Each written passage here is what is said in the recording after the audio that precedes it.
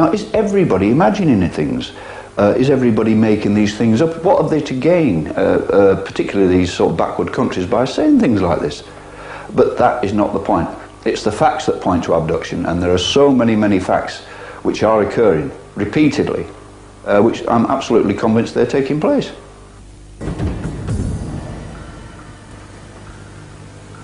It's just those eyes, they're so awful, they're so cold. Yes.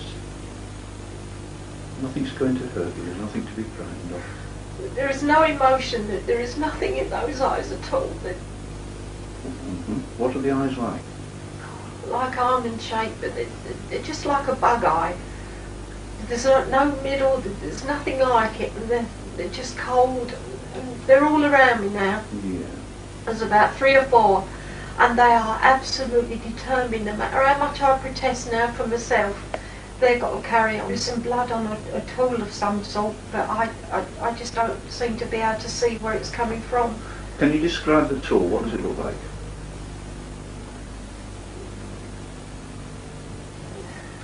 One's got a probe now,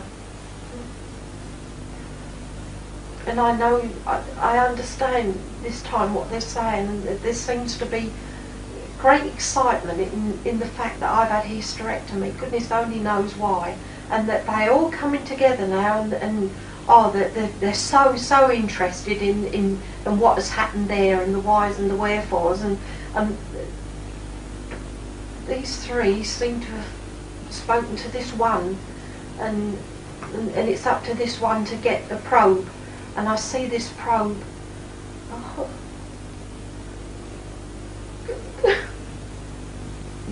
Yes, they're not going to hurt you. The next thing is that this probe goes in my navel, and it hurts so much. Yes. And I'm screaming, I'm begging, for God's sake, you're causing me so much pain. Yes. And at this point, I beg them, but they don't stop, they just carry on. It's just as if they've got a job to do, and it's as if they don't hear or they don't want to hear, but they carry on. What sort of background do these people have? Once again, a wide background. They come from all sorts of different backgrounds. As I say, you can go from the office worker, the shop worker, to somebody who's a company director, to somebody who works in a high-level position for the Ministry of Defence, people who are actually in the military. You name it, they're all involved. Now, lately you've been investigating and reporting on numerous accounts of strange, some might say bizarre, animal mutilation deaths. When did you first come across these, and where precisely? Well, they're certainly bizarre, that's for sure. Many years ago, I'd been monitoring it was basically, again, UFOs, where we were getting concentrations of UFO reports. We were focusing on the UFOs, and then it seemed to transpire that when these UFOs had been in the area, people started to find these mutilated animals. So I started to look much deeper into this. And then it went from one thing to another. It started off mainly up in the Highlands of Scotland, where they started to find large numbers of seals dead on the beaches, minus their heads being surgically removed. And I spoke to the police up there, I spoke to the veterinaries who did the autopsies on these bodies, and everybody was baffled. On one occasion they found 40 seals dead on a beach, a dry beach. And the vet said every one of the seals had had their head removed in a very precise surgical manner. In fact, every head had been cut off, and the actual knife or whatever instrument was used, cut between the same vertebra on every animal. And the thing that was very predominant in all these cases was that there was a total blood loss from the bodies. When I say blood loss, the blood had apparently disappeared from the carcasses. There was never any sign of blood on the ground. Like with the seals, there was no sign of any blood on the beaches. There was no sign of any blood on the ground where the animals had been killed. They had a hole in their head, and it appeared that the blood had been drained out of the bodies through this hole until the carcasses were totally dry of blood. But also the brain and spinal cord was missing from some of these animals through a very, very small hole. And just that fact alone made the vet say, well, how can something do something like this? Now, the interesting thing is that the one common factor with these things is the fact that there was always some form of strange aerial activity being seen taking place in the areas where these things were happening. Obviously, this is what drew me towards it. Now, there was all sorts of things. There was one where 40 pigs were killed in one field overnight. But what I started to look at, we don't just look straight at these things, trying to sort of work out what is behind it. And what we were finding, there were large numbers of animals being found in very concentrated areas, i.e. in a space of 50 feet on one incident. There was several sheep dead, there were foxes dead, there was two dead deer and a dead donkey, all in very, very close proximity to each other. Now, if you look at this closer, you find that these animals would normally not be seen anywhere in the vicinity of each other. They all have their own type of territory, but yet they were all in this very close area, all dead. That then implied that whatever it was that was killing these animals was actually taking from their normal habitat, doing what they do to them, and then placing them all back on the ground in one lump. In other words, they were taking a cross-section of animals, doing these things to them, and then dumping them all in the same place. I think the breakthrough from my point of view came not very long ago, certainly less than 12 months ago, when a chap was driving a vehicle over a very remote moor over near Whitby. In the dead of night, he was on his way back home. He had one of these breakdown trucks. No, it wasn't. It was he had been delivering scrap metal, and he was on his way back with his vehicle. And suddenly, as he was driving across the moor top, he's confronted with these blinding lights coming towards him on the road. He got so frightened because of this, he thought this vehicle was going to crash into him. He actually pulled off the side of the road to allow it to get past. This thing shot past him, and then when it had gone past, of course, he pulls back onto the road and starts to drive. But he'd only gone 50 or 60 feet further down the road, and he had to stop again because there were all the dead animals lying in the road. On this occasion, there was a dead donkey, there were dead deer, dead sheep, dead foxes, all lying in the middle of the road, and he couldn't get past. He actually had to tie an anchor, a rope from his vehicle onto the donkey and some of the deer, and tow them off to the side of the road to enable him to get past. Now, work it out for yourself. If something like that's happened, how was that vehicle coming the other way passed along that road? And I am totally convinced now that this thing wasn't on the road surface, probably just above the road surface after initially dumping these things and then shooting away. Following on from that some form of predator might be at work here and responsible for these horrendous mutilations. What are we to make of this? I honestly and truly believe, and I've gone into this animal mutilation in great depth, believe me, I honestly believe that there is a predator out there. But I believe more than one? Oh, difficult to say, but I mean, if it's covering us on a global basis as it is, I would certainly suggest there's more than one, because it's happening all over the world. But the thing is, when I say predator, I don't think it's a predator by any concept we understand. I think this is something, when we tend to talk alien, I think this is alien to anything we really understand. It might be something which travels in the invisibility zone. Let's be right, there are things that we can't see, i.e. we can't see infrared, but it's there. These things may travel in these zones. They may be invisible to the naked eye, they may come and do what they do, and we aren't going to see them if they're there anyway. We just don't know. The $64,000 question is, why are they doing it? And I know there have been various reports from various parts of the world that it's just possible that it could have involved odd humans here and there, but I'm not going to go into that.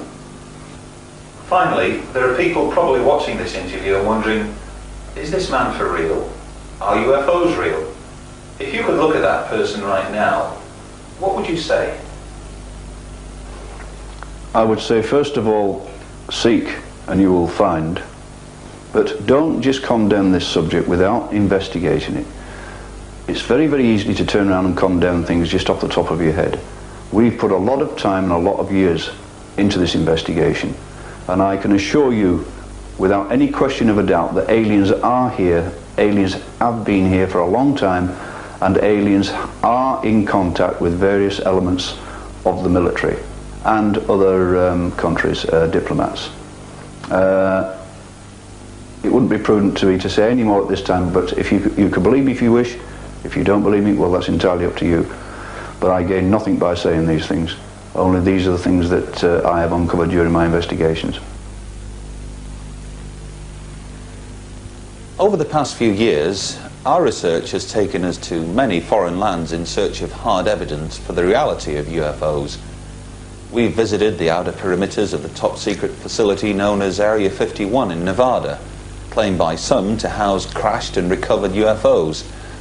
It was interesting that during a time spent in nearby Las Vegas, we managed to film this mysterious object, which hovered in the distance right over Area 51 before shooting away at speed. Just a couple of years ago, while in the airport terminal of Rio de Janeiro, en route to attend a conference in Curitiba, Brazil, a pencil-thin object appeared overhead. It lingered long enough for us to capture these astonishing images.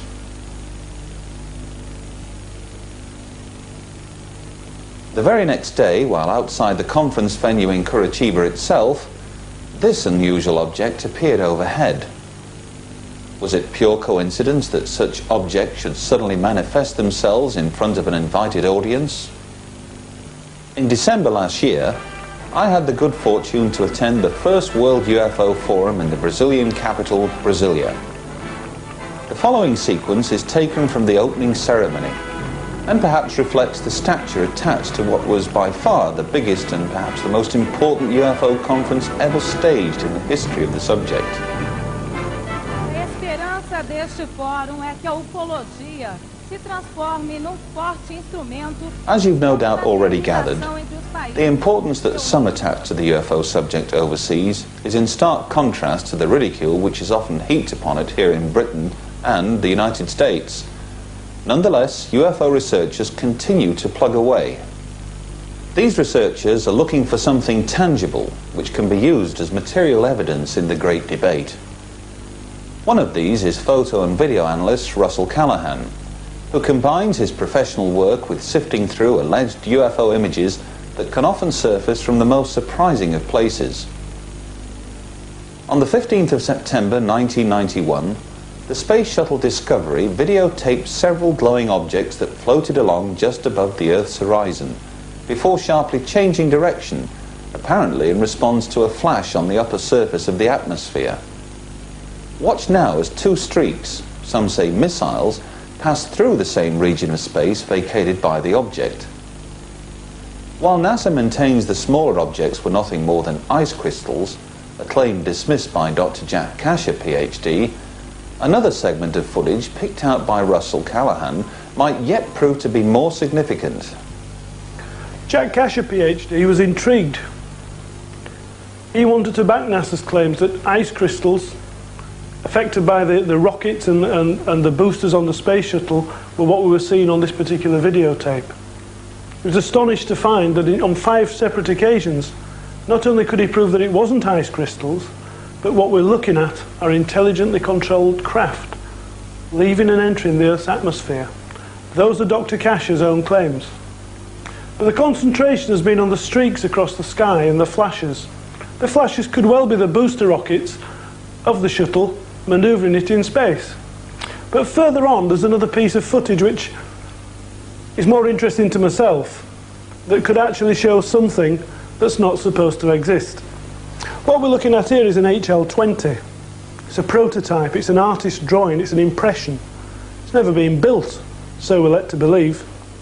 The concept is for a 10-man shuttle, or a small amount of payload, something that could be launched into space cheaply to feed our impression of Space Station Freedom. It could be a support vessel. Well, take a look at these 3 images. 3 frames from the STS-48 footage. A distant object filmed from what is basically a security type camera, a small black and white camera, not made for TV images, not made for production use, just so that the astronauts on board the shuttle can actually see what's going on inside the payload bay. Well, the payload bay is empty at this point. For 3 frames, we've seen a triangular shaped object coming towards the shuttle. The camera actually follows it, and the light area at the top is actually the atmosphere of the Earth, as the arm with the camera on pans and tilts to follow this object. Now we can see clearly a delta-shaped wing and a tail. Don't forget, this is still probably several thousand feet